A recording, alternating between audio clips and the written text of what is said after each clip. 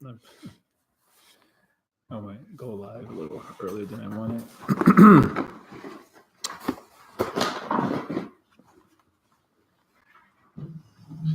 Put this, I'll be able to see on the board. Charge.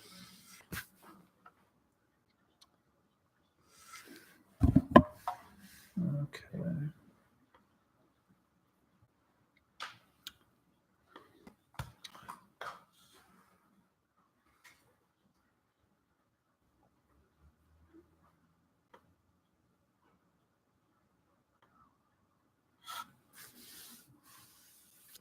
Okay, I'm gonna try to be as coherent as possible. I'm a little sick, so it makes it a little bit challenging. Om Ajnanatimirandasya Gyananjana Shalakaya Chakshurumilitamena Tasmai Shri Guruve Namaha. We're continuing our study of the Bhagavad-Gita. We're on chapter 3. So in chapter 2, Krishna has described the difference between matter and spirit. What is the nature of consciousness and what is the nature of matter and how the two are different. Then he has also described the path of Buddha Yoga, is how he turns it in chapter 2, as a means for actually realizing the self. And then the chapter concludes with him describing the nature of one who has achieved enlightenment, who has actually achieved the realization of the difference between the self and the body.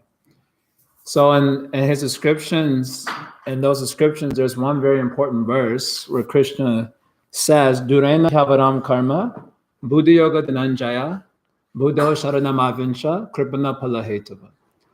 He asks Arjuna to keep karma at far distance. So this contrast is made, I'm going to write it on the board. He said, keep karma far away by Buddha Yoga. Buddha Yoga Dhananjaya. Buddha Yoga.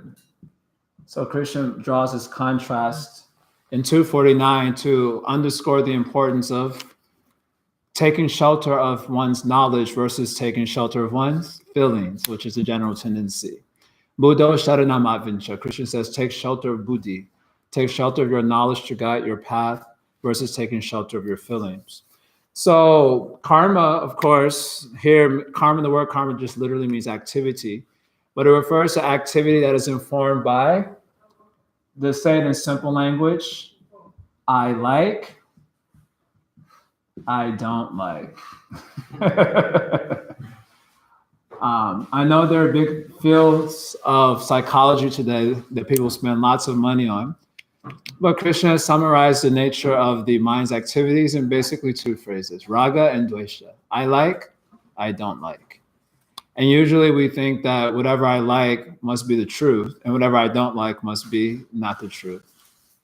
Of course, we often like things that are not good for us, and we often don't like things that are good for us. So to guide one's life simply by I like, I don't like is very dangerous. Krishna will later say in the Gita, very nice verse, Icha dvesha samutena dvandva mohena bharata sarva bhutani samohan sarge yanti parantapa. So he says every soul is born in this world completely deluded. Not that everyone, nowadays there's a lot of popular narratives how children are enlightened. They have these things called like the indigo children, and I don't know, really weird ideas. But Krishna says from the very beginning of the birth, the child, everyone is bewildered, completely bewildered. Sammoham, not like a little bewildered, completely bewildered. Sammoham. Bewildered by what? Icha dvesha samutena, by impressions of I like, I don't like. So this is one meaning. Karma means activity based on what you like and what you don't like, and not necessarily based on your knowledge. It also includes a desire for the fruit of activity. I don't know how, yeah. When you do some activity, you desire to enjoy the fruit of that activity. And along with the desire to enjoy the fruit of the activity comes a desire for control, so that you can guarantee that you can enjoy the fruit. You can't enjoy the fruit unless you can control the outcome. So along with the desire for the fruit is the desire for control. In order to get desire for control, you need power. This is why mostly all conditioned souls, they desire power. Just like now, if you look at our modern political situation, it is a tug of war of power. So there's a narrative that there's an oppressor and there's the oppressed. So the oppressor wants power, and the oppressed, they also want power. So the oppressor, the oppressor may already be having power in terms of strength or fire power, military power. And so they just, they use all of their power to control. And then others, they use their victimhood to also get power, to get sympathy from the outside world, and that way build a big army around their narratives. And that way they also get power. This is unavoidable. As long as one is conditioned by Itra Dvesha Samutena, the delusion of I like, I don't like, then there's a desire for the fruit, and along with the desire comes the desire for control. And to control, you need power. So this is another thing that comes in this line of karma. And the other item Krishna mentioned, or it's mentioned that comes along with this, is the sense that I'm the agent. I am the doer. All these themes will be coming up in chapter 3, so they're kind of important to know. I am the agent. And as the agent of an activity, I'm the rightful enjoyer of the activity, right? If I'm not the agent, then I don't deserve a particular, if I'm not the agent, then yes, it's not for me. But if I am the agent, then I'm the rightful enjoyer.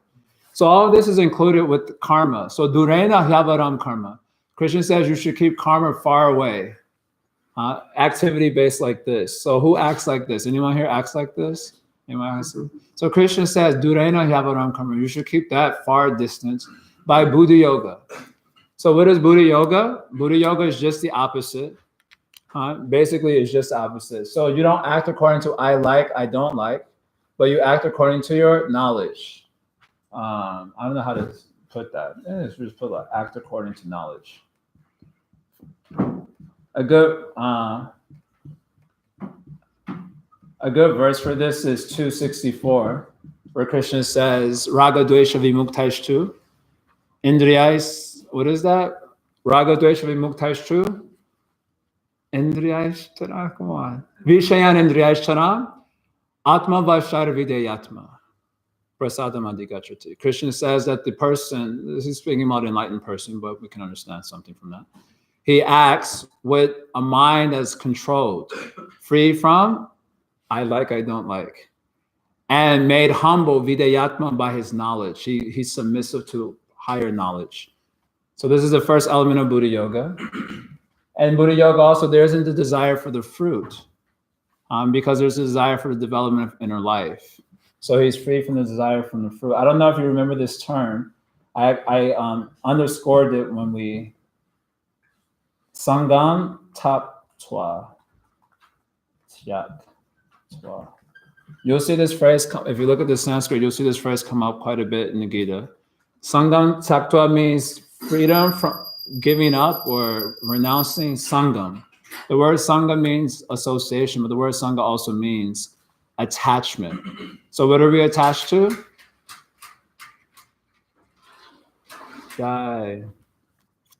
What are we attached to? Just like I gave example last time.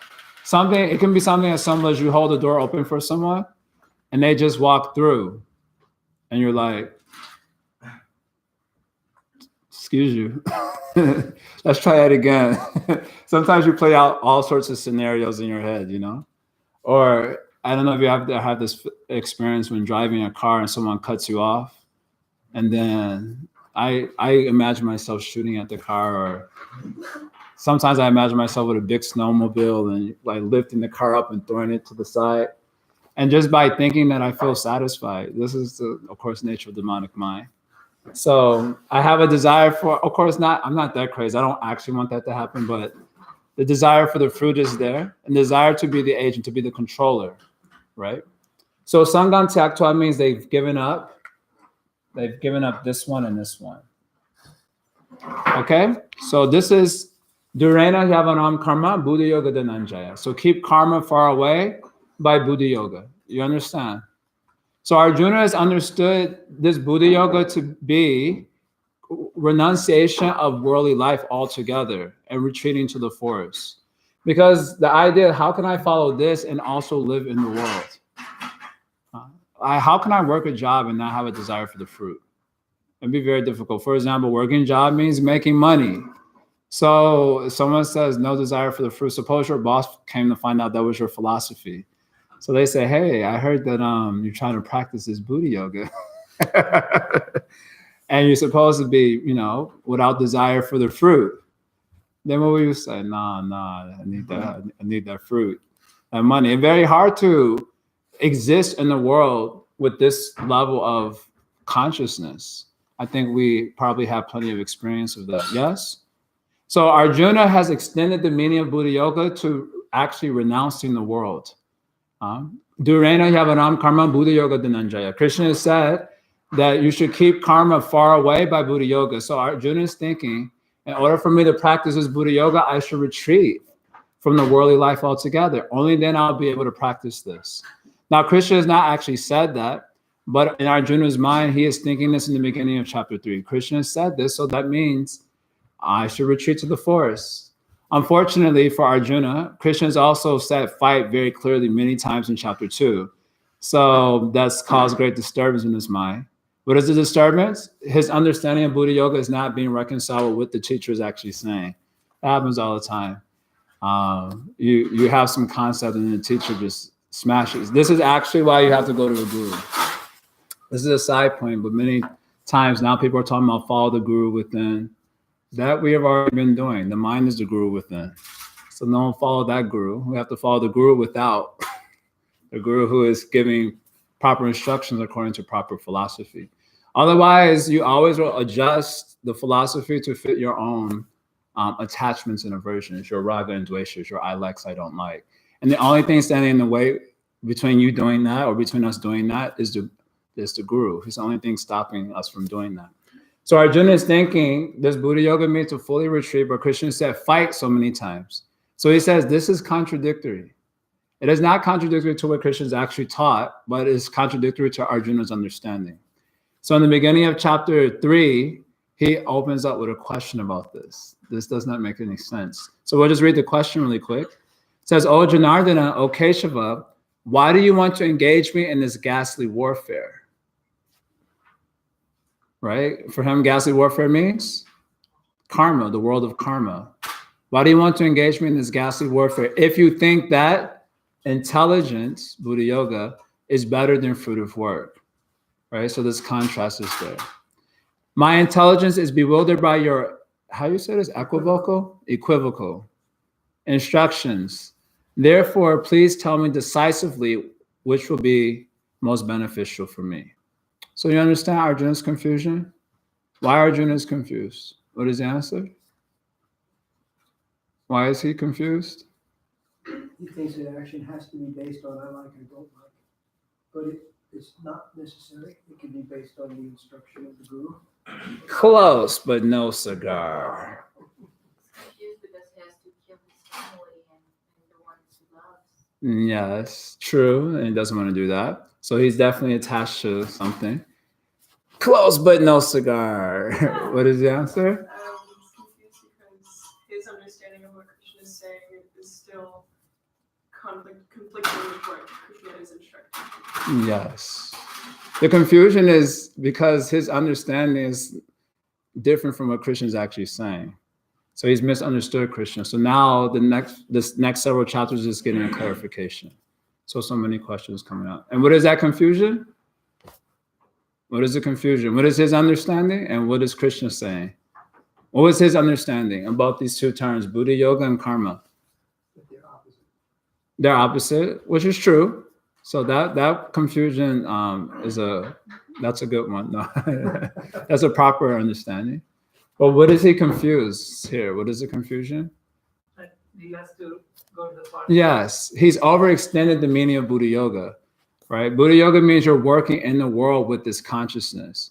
Arjuna is thinking there's no way to be in this consciousness and work in the world. So Krishna must really mean you have to retreat from the world in order to be in this consciousness.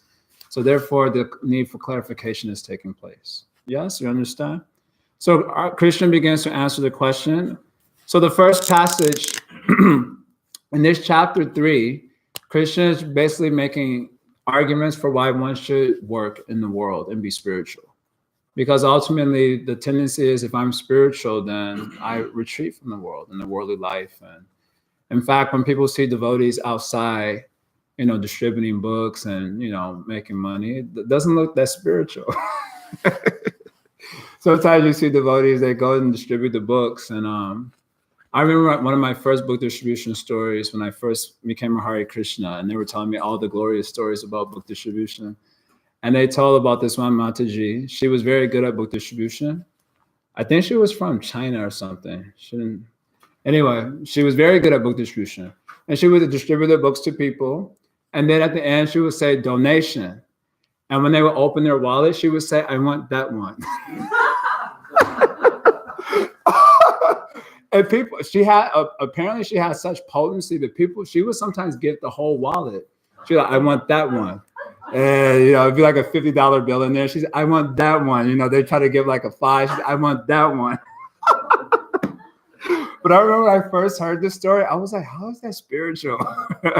So a big doubt came in my mind. How is this even spiritual? Or sometimes if you've had to do the book distribution yourself or some activity, and it comes to the donation part, you feel like almost like you're cheating people, especially if you are cheating people in the sense that you're like, this is about yoga and meditation. And you know very well what they're thinking in their head. You know very well, they're thinking like asanas. And I remember one time a devotee distributed this book, Perfection of Yoga.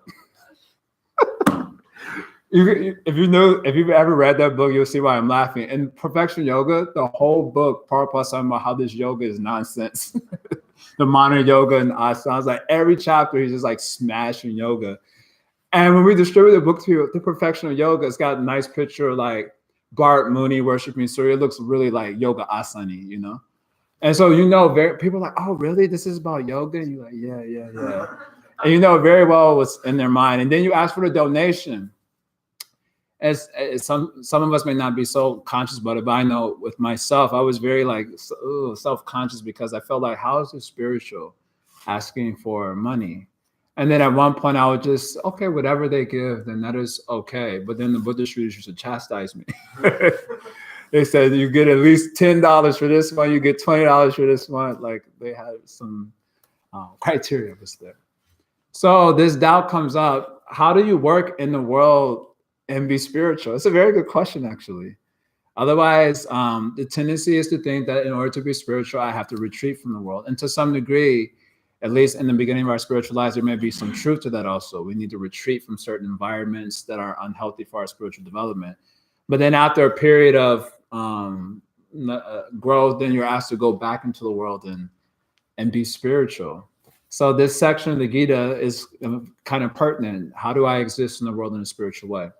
So Krishna begins to answer Arjuna's question. Let's go to 3.3. 3.3 is a really important verse here. He says here, Lokesmen dvivida nishta, pura prokta mayanaga, jnana yogena sankhyanam, karma yogena yogina. So Krishna says, in this world, there are two types of nishta. We're going to come back to this word nishta. It's a very important word. The word nishta means steadiness, and it corresponds to a word we heard earlier called adhikar. So in this world, there are two types of nishta. One type of nishta is jnana yogena sankhyanam, and karma yogena yoginam. Okay, I need to erase this.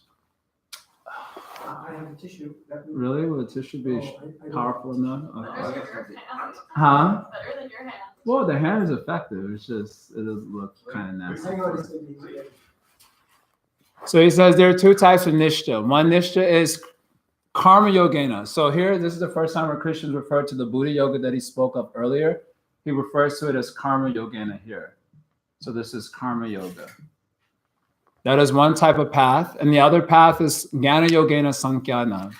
So the jnana path, he spoke earlier when he talked about 2:11 verse 30, which was the discussion about the difference between Atman and, oh, you wanna take a picture of that? Okay, well, this part is kind of like, I'm about to make a new diagram. Okay, quickly. Yeah, oops. So Krishna says, I spoke two paths in the previous chapter. Okay, let me erase this. Sorry. Karma Yogena was one path, which was in the previous chapter called Buddha Yoga.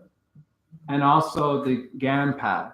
So in the Gyan path is 211 through 30, which was Krishna speaking about the soul and the difference between soul and matter. And the Karma Yogena path was in 239 through 53. So these are the two types of path that he spoke. And he says, in this world, there are two types of nishta. So the word nishta means qualification, actually, here. We heard this word in 247 Gita, when Krishna says, karma neva adhikaraste, that you certainly have adhikar, which means qualification for karma yoga. And then he started to speak the karma yoga path. But there's another type of qualification, those who are qualified for the Gyan yoga path. So the difference between these two is really in terms of lifestyle. The lifestyle of the Gyan yogi is renounced from the world. They live in a monastery or they may live in the forest. Their path is actually to retreat from the world. And the karma yogi, he is also spiritual, but he lives in the world and exists in a spiritual way.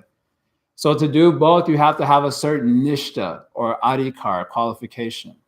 Otherwise, it's not possible. Just like sometimes devotees, for example, we say, I'll give up sweets for Kartik. You know, this because devotees don't give up anything else for Kartik. I noticed that only the sweets are given up. Nothing else is given up during Kartik. So they say, for those of you online who may not know, Kartik is like a holy month. So I will give up sweets for Kartik. And after 1 week, and that's pretty good. 1 week is like excellent. And then they're eating sweets again because they didn't have adhikar for giving that up. Or sometimes, this is one thing that I did also when I joined the ashram, you like throw out all your karmi CDs. And like, this is all karmi music. And you just throw it out and, you know.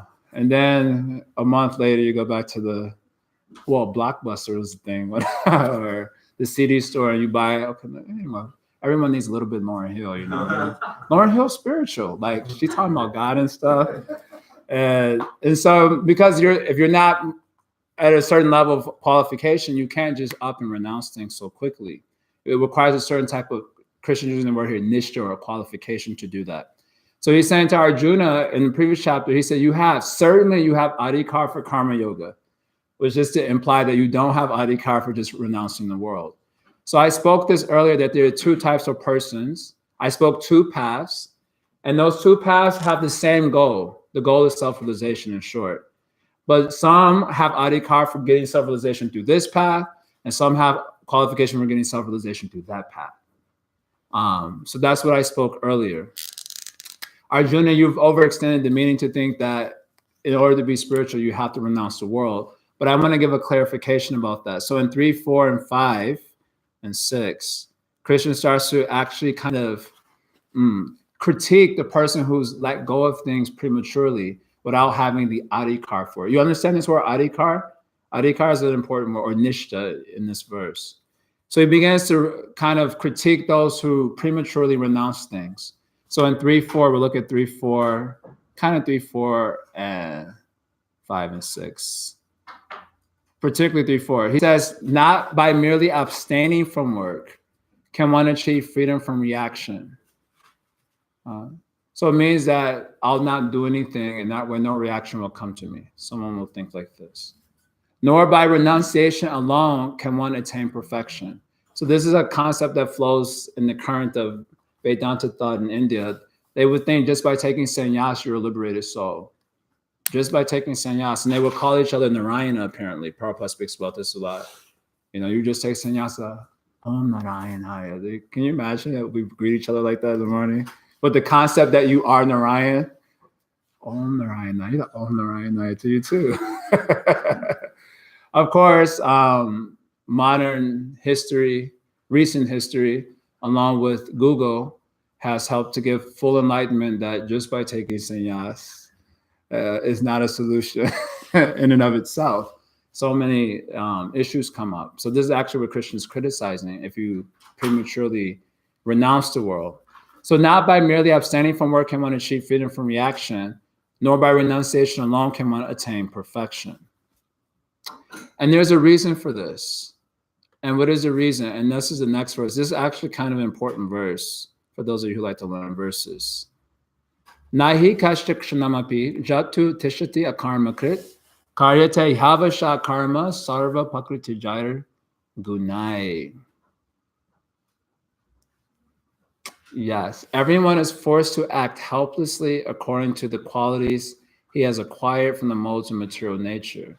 Therefore, no one can refrain from doing something, not even for a moment. So why isn't renunciation a solution? Because karyate havasha karma sarva pakriti jar gunai.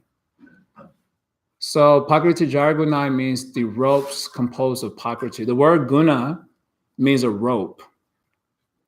Just like you take 3 strands, Prabhupada would describe it like this. You take 3 strands and tie them together and tie those strands to another 3 strands. And this way you make a very thick rope. So the word guna means a rope. So the ropes of Prakriti, we're going to revisit this a lot more in the Gita. But there are 3 ropes, basically. The rope of virtue, the rope of passion, and the rope of ignorance. So everyone is tied by a particular rope. And karyate havasha karma, and everyone is helplessly forced to act according to those ropes. According to the rope that's around you, then you get into a certain mode or a certain, we can say, mood, right? When you have the goodness rope around you, and then you're in a good mood and you do good activities. And when you have the passion rope around you, then you're in a naughty mood and you do naughty activities. And when you have the ignorant rope around you, then you're in a crazy mood and you do crazy things. So everyone has got these ropes around us, and everyone, the 3 ropes are there. Sometimes you're in a good mood or a virtuous mood. Sometimes you're in a naughty mood. And sometimes you're in a crazy mood, isn't it? You're forced. And according to the mood that you're under, you're forced to act according to that. You cannot resist. Just like sometimes you're in a naughty mood, for example. I'll give us don't think gross. I'm thinking not so gross, but like you're in a naughty mood and you just want to be shady for no reason. You know, shady. We have this term, shady. Shady means purposely disrespectful for social points. For no reason, you just do something that is completely disrespectful or shady, and you feel good about it. You feel empowered even. So this is because of a certain rope that you're forced to act according to that way. So even if you don't want to do an activity, you're forced to do that activity because that rope is pulling on you. Sometimes you wake up on the wrong side of the bed. We have this saying, right? Why did you wake up on the wrong side of the bed? What is the answer? You're compelled by the modes. You're compelled by, yeah. What rope is that makes you wake up on the wrong side of the bed? Ignorance. Yeah, probably ignorance. So like this, all of our psychological states are influenced by these different ropes, the gunas. And so everyone is forced to act according to these gunas. So even if you're thinking, I'll not do anything, that's impossible.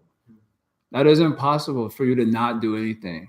It is not by renouncing that you'll stop doing activity. You'll do activity. Just like sometimes we renounce the world to protect ourselves from bad activities. And then you realize the same activities can be done inside the temple. And you start to realize that, wow, the gunas are actually everywhere.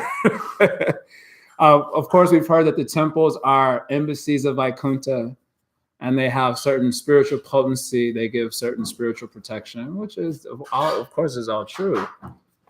But you realize that there's more to it than just being in a space that allows you access to that spirituality. And you come in and you realize, wow, the same nonsense I was doing outside is happening inside also. So it takes more than just a renunciation to become free from these ropes. And this is a Christian's concern about those who renounce prematurely. If you renounce without freedom from the influence of these ropes on your mind, then that will lead you into trouble. And so the next 2 verses, which are very nice verses, he specifically makes this point. One who restrains his senses of action, but whose mind dwells on sense objects, certainly deludes himself and is called a pretender. So you've renounced the sense object, but your mind is thinking about that object only. Why is it thinking about that object? It has lost attachment. It has a loss attachment, yes, because you can't have it. Yeah, these are all correct answers. Any other answer? Because of previous remembrance. Because of previous remembrance, yes. Any other answer? Based on what we just heard from the Gita. Yeah, because the rope is there. The rope is there. That's drawing you to think of that object, isn't it? What is a good example that isn't naughty? I always give the example of cheesecake because it's just like such a easy and available example. Suppose you really like cheesecake. You like cheesecake? Everyone here likes cheesecake, right?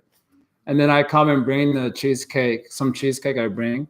I say, hey, don't touch this cheesecake. It's for Veer Bajram. Don't touch it. But I got to go somewhere for 2 hours. I'll be back. But just keep, I don't look at it. So you're sitting there doing some work on your computer and the cheesecake is just there. You really, really love cheesecake. Your mind is roped to that cheesecake. So you start doing work and you just, come on, stay focused. And all of a sudden you start getting like jittery. Your head is like, it kind of, you think it's funny, but this is exactly what happens, you know? And then you're just like,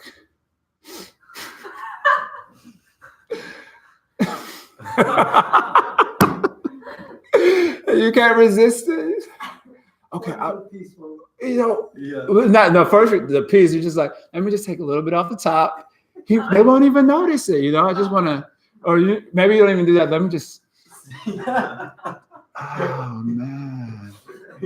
Okay, it's for Veer Bajram, but I ain't gonna touch it. I ain't gonna touch it. Have a good day. Just focus on this word. And then the cake starts speaking to you, almost as if it has consciousness, and it says, "Hey, Prabhu, you know you want some of this." You're like, "Yeah, I do." And then the rope is pulling. Finally, you cut. You know, okay, not cut. You just take a knife and just like, let me get a little bit off the top. And he's like, all right, just a little slice, you know. And then I come back 2 hours later and you're like, sorry, Prabhu. I couldn't resist. Why you couldn't resist? Because the rope was pulling and forcing me to act. So that is a simple, available example, though. But this is exactly how all our minds are tied to sense objects. They're roped to sense objects by these gunas of nature. So if you resist prematurely without freeing yourself from the rope, like you can even imagine taking the rope off of your mind, right? This is what it means to make advancement in spiritual life. You take the rope off your mind. If you renounce before removing the rope, then you will be a pretender and you will be a cheater. And people will appreciate you as some renunciate or someone who is giving up something, but you will know what is the actual truth, because your mind will tell you by pulling you towards that particular object. So Krishna is very much concerned about this in the Gita. So he says in 3.7, it is far better that you work. On the other hand, if a sincere person tries to control the active senses by the mind, that's twindriyani manasa niyamya arabate Arjuna. So Arjuna, if someone begins regulating indriyani manasa, the mind and senses, regulating how? By karma yoga, because this is the context in which Krishna is discussing it. So if one begins to regulate the mind and senses by karma yoga, karmendriya karma yoga, and the working senses by karma yoga, asakta, not being attached to the objects that he's engaging with, savishishite, he is in a higher position. And you're going to see this flow of the theme throughout the Gita, Krishna exalting the karma yogi above the renunciate throughout the entirety of the Gita. He is in a far more better position, you can say honest position, that he's dealing with the sense objects in a regulated way, controlling it by karma yoga. He is far superior because he regulates and he begins to detach himself from those objects while engaging with them, regulating them. The important thing for this point here is that what Krishna is trying to say is that the renunciation is not really external, it's internal. Now, that internal renunciation manifests in two ways. It manifests as actually renouncing the world, and it also manifests as engagement with the world with the renounced consciousness. But in either case, the real renunciation has to be internal. It is not external. This is the point that he's trying to drive home.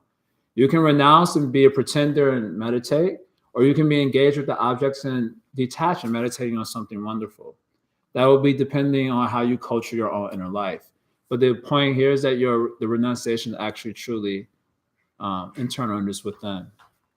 So 3.8 is just the same point. You can't even maintain your body without doing something.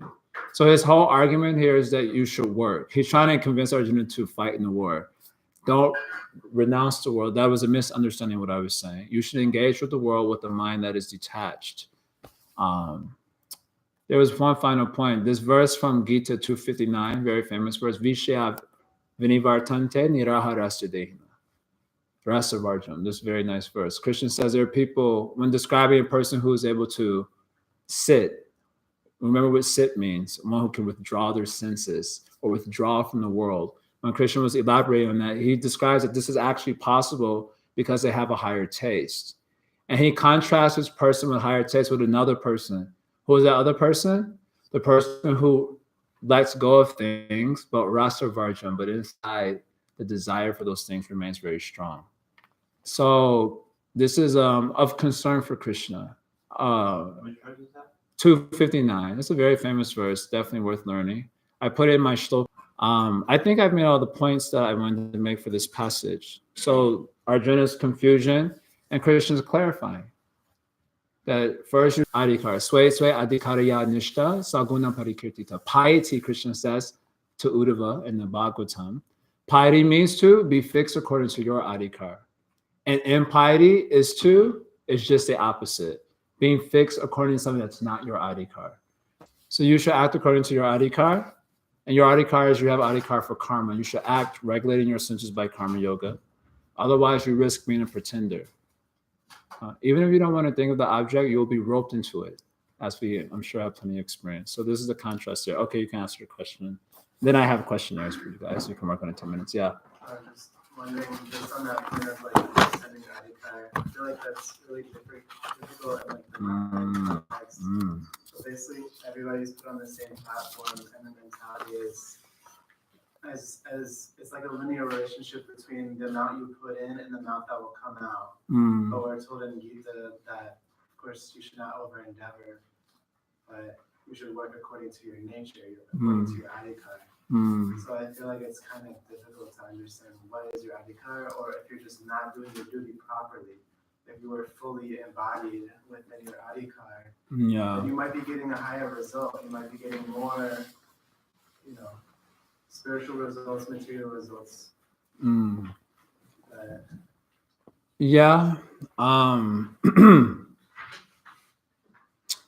Understanding adhikar is a very difficult subject matter.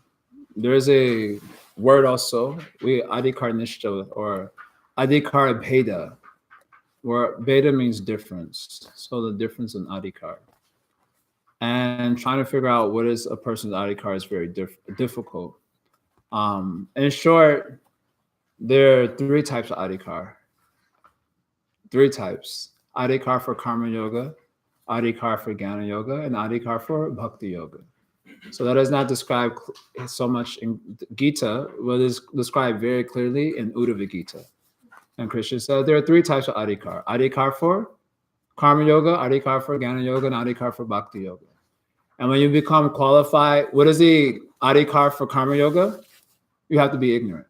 So that's a pretty pretty pervasive, very, very inclusive. And the adhikar for Gyan is that you have to have realized the self through the processes of karma yoga. And the adhikar for bhakti is shraddha. So Krishna says in Uddhava Gita, when you have adhikar for bhakti or Gyan, then you give up this karma yoga stuff, which is based on including varnashram, elements of varnashram, understanding your own psychology and engaging according to that psychology.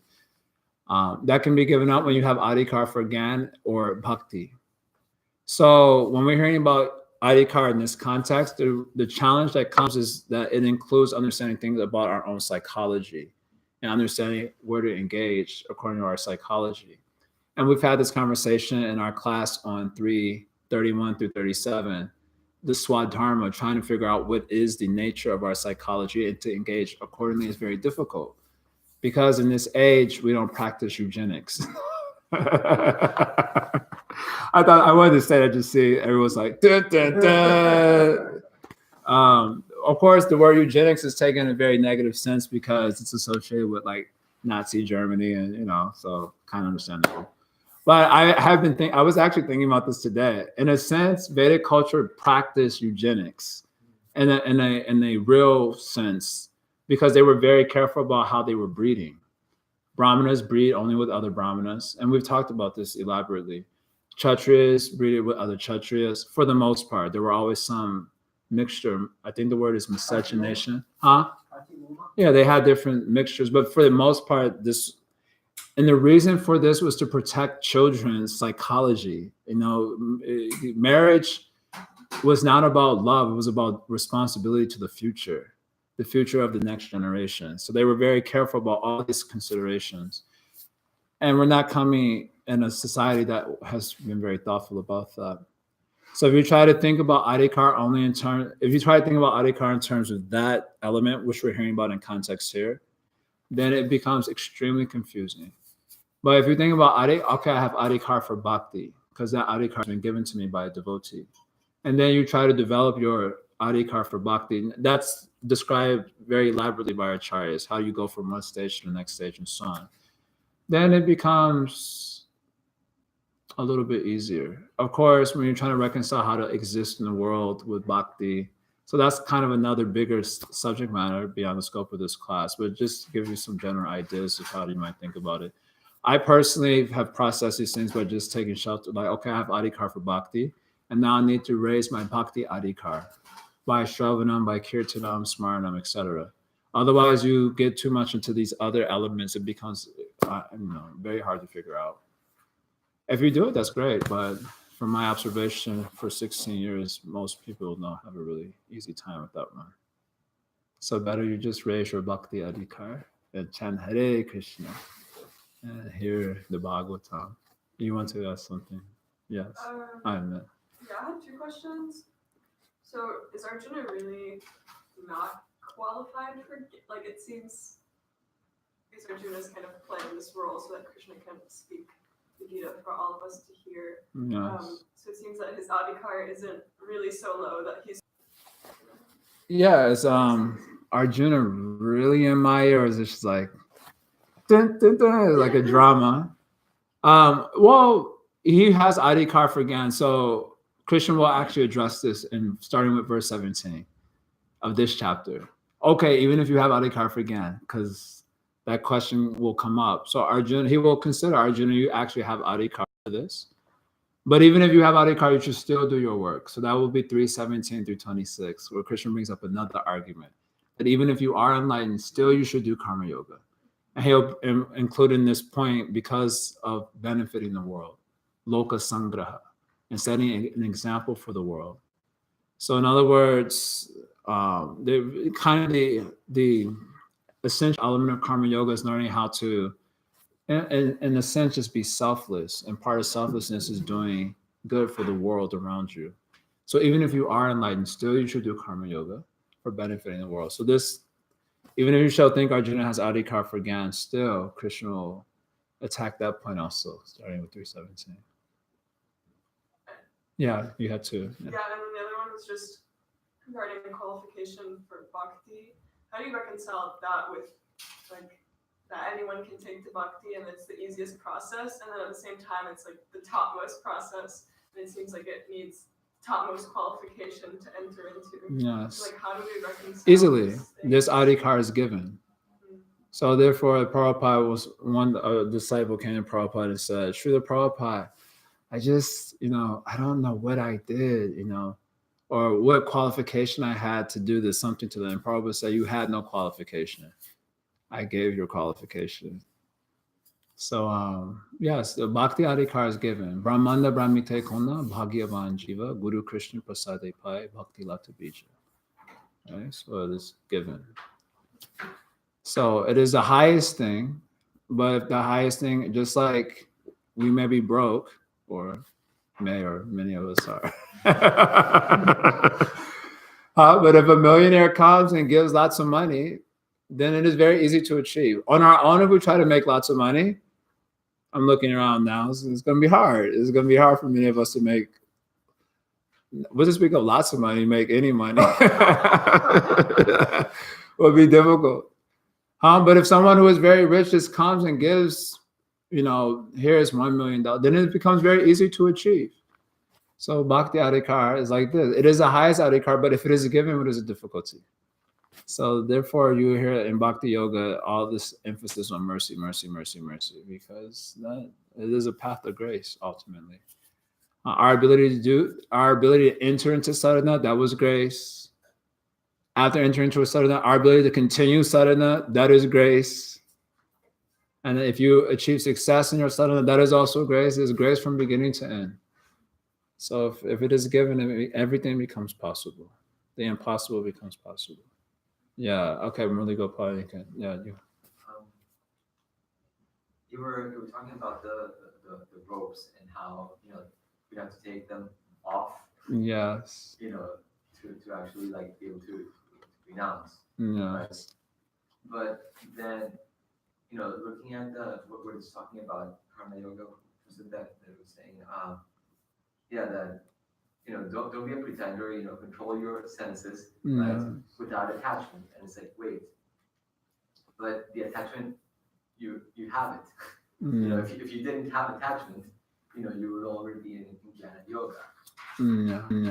It's like, wait, to be able to do things properly in karma yoga, it seems like you have to already realize, the jnana yoga. You have to have already taking out your thing, and be now detached. Now you do karma yoga. No, wouldn't you be doing jnana yoga? That is a good question, actually.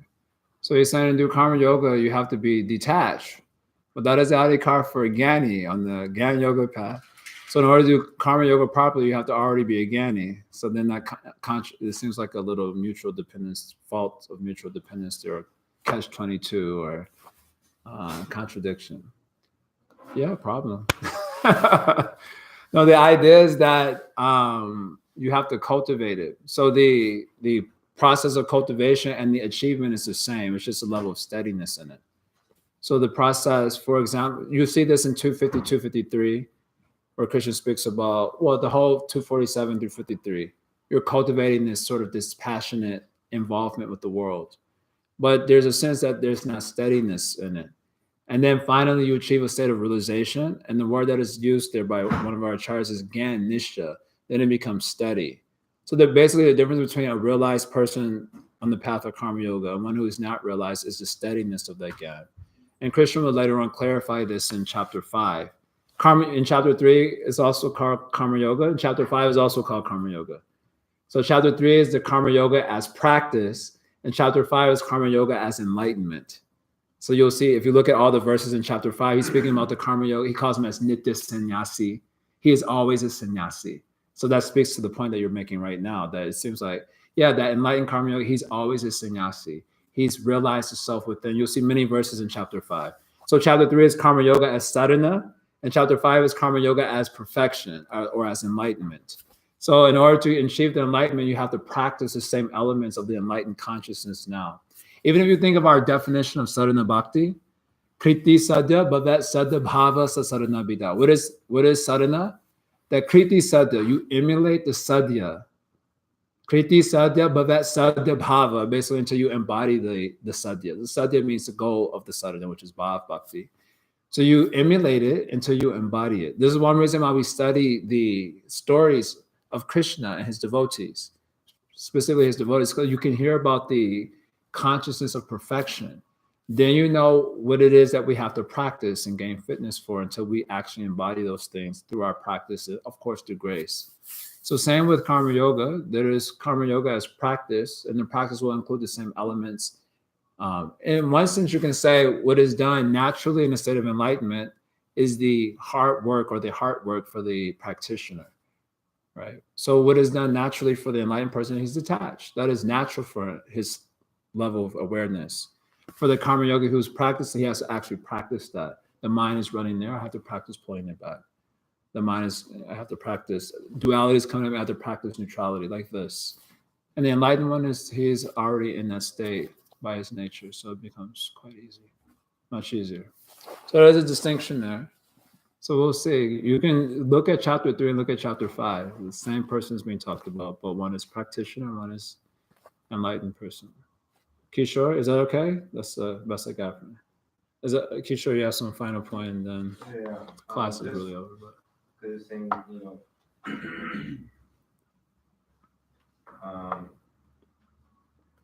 having the one who restrains the sense of action, but his mind dwells in sense objects and believes himself in is called pretender. yes, the pretender. The sincere person tries to pull away from yoga without attachment. And so I was just thinking, there's obviously this is in terms of like your work, your duty, regulation of your work. And then there's also regulation of your mind and your senses. Right. And so that is kind of like a whole different ballgame in and of itself, because as conditioned souls, our automatic desires are always going to be unfavorable. Like by default, so you can say once it's okay, this is my particular conditioning. But at the same time, there's the practice of abstinence in order to detach from your body. But if your mind, the here is saying if your mind is dwelling on it, then you're a pretender. So then how do you reconcile that? Because obviously you want to, so to speak, stay on the straight and narrow, but but at the same time, if your mind is dwelling on these things, then it's like you're not really.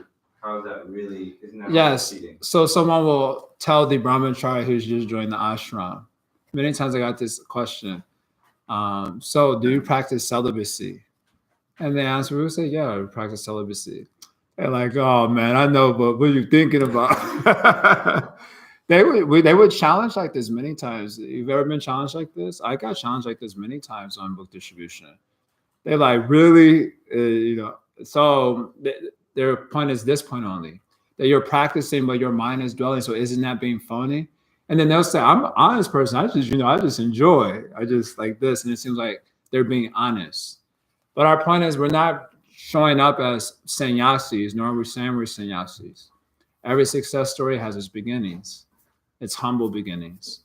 So we're saying, and Krishna's also talked about this in 260 and 261 of Gita.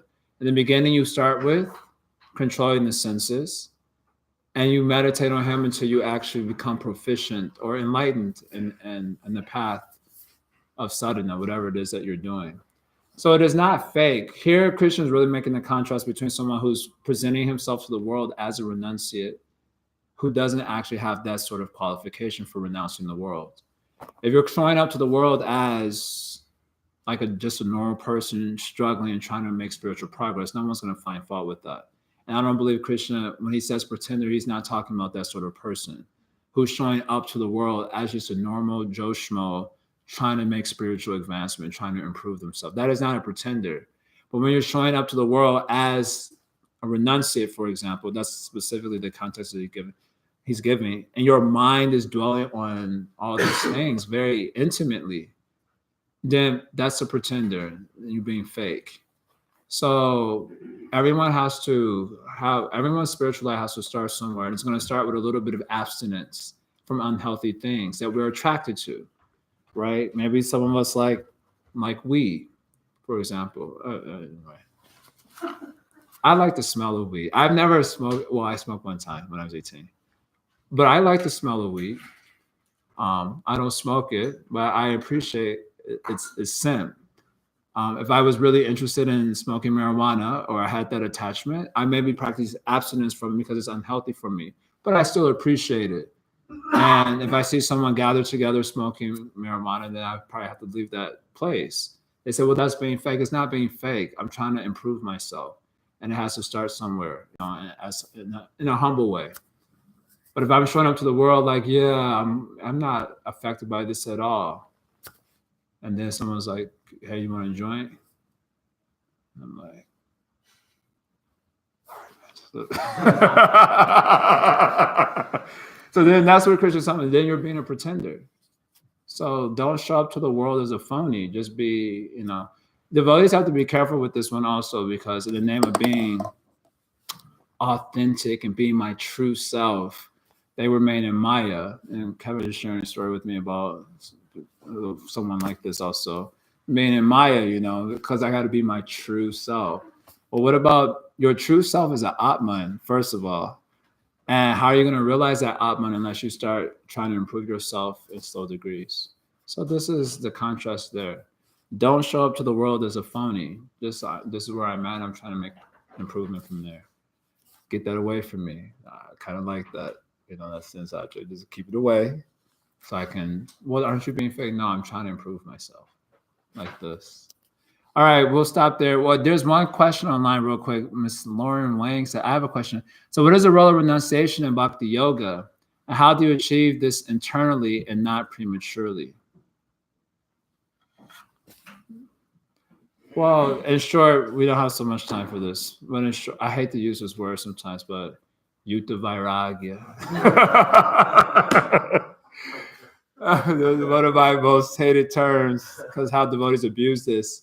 The word Yuta Vairagya means renunciation. We often translate it as renunciation through engagement. So the idea is that the whole entire world is meant for Krishna's enjoyment. It is paraphernalia for Krishna's enjoyment. How does it work? Anasaktasha Vishayan. What is the next word? Anasaktasha Vishayan.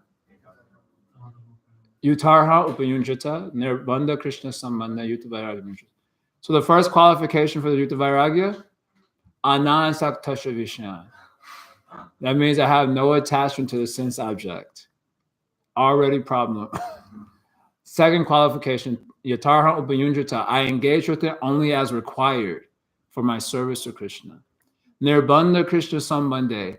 And I see the whole universe as paraphernalia for Krishna's enjoyment. Just like this plate inside the room, you'll not try to eat off the plate. Like if you can't find a plate for your prasadam, you don't go inside the deity department, oh, here's one plate, and then start using it. Why not? Because it is Krishna's plate. So it is meant for Krishna's enjoyment. So when you can see the whole world as paraphernalia for Krishna's enjoyment, then yukta vairagyam uchrite. Then you can engage with the object without any risk of it taking you over. So this is a general understanding of renunciation and bhakti, that we use everything for the pleasure of Krishna. Or I should qualify, we can use everything for the pleasure of Krishna, and we try to do so, including our bodies, including our minds. All of this is yukta vairagya in one sense. How do you get that? Honestly, anyway, it starts by hearing the Bhagavatam and really, you got to develop progressive degrees of love for Krishna. And Prabhupada comments about this nectar devotion. If you don't have love for Krishna, then you need guidance with the guru to help you. Otherwise, you'll not successfully do Yukta Vairagya. You'll just do Atyahara. Atyahara means you're taking more than necessary. I really, just saying that, I'm thinking about myself all and feeling pinched. So we're going to end the class there. Hari Om Tat Sat. Thanks a lot. Srila Prabhupada Ki Jai. So we'll have to do the questionnaire next time. A lot of questions today. But if you want to keep it, you can keep it. But you should answer the questions. So if you come back to the next class, they should be answered. All right, later, YouTube.